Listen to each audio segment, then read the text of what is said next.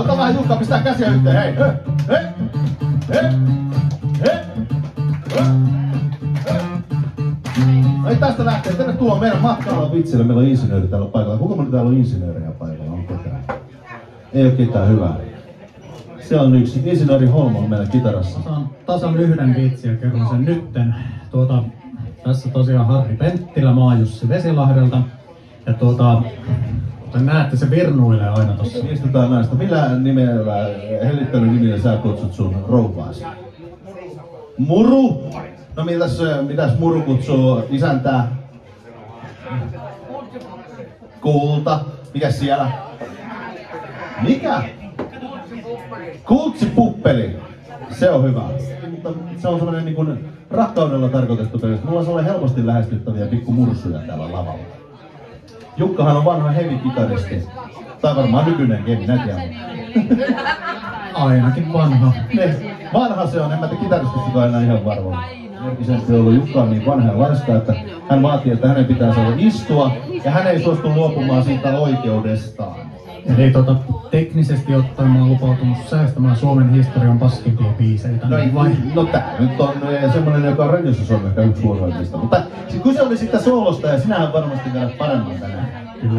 Kyllä. Exceli sanoo, että muistan loppuiskut. Mikä helvetin loppuiskut? Niin. On työtä, se on totta. Mä oon tämmönen suusoittaja toiselta ammatilta, se on niin hyvä tämmönen. Mä oon myöskin kunnallispolitiikassa sopii oikein hyvin tämmöiseen jonijoutavaan höpöttämiseen. Nää ottaa siellä lauttua. Sulla on insinöörisalkku. Insinöörisalkku, mä pistin tien vielä tullut kaapista. Mä pistin ton sureen ja sitten tämmösiä pääditarroja, ettei tää näyttäisi niin helvetin nololta. No, ehkä elämäni 3. kerta, kun puhun tämmösen mikrofonin tai ihan kamalaa. Se menee oikein hyvin. Olen koko ajan.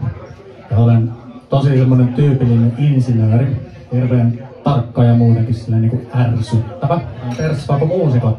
Tosi tarinoita muusikkoelämän arjesta. Siis se on erittäin hyvä kirja, kannattaa ehdottomasti. Sä oot lukenut? Hei! Kerro yhden jutun vielä. Ei vittu! Se kertoo Harrista. Ei oo Tero tollasta sanonut. Tero sanoi näin ja käsittääkseni videossa kaikki vesilahtelaiset joi viinaa ja juoksi ympäri peltoja.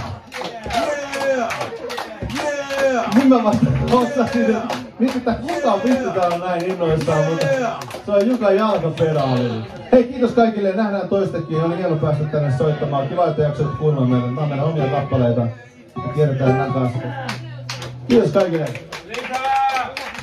Meillä ei oo enempää, toi äsken oli jo encore.